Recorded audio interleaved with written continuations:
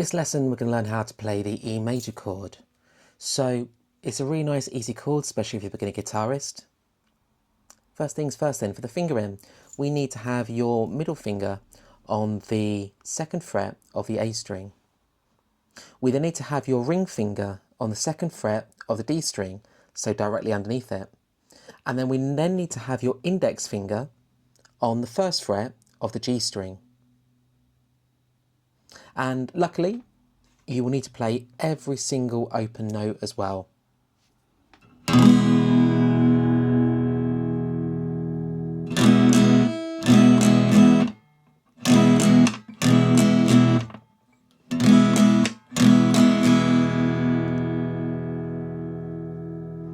Kind of like so. And if you arpeggiate it, which means individually hitting the notes in the chord. Appreciate you probably haven't seen all that, so it's like.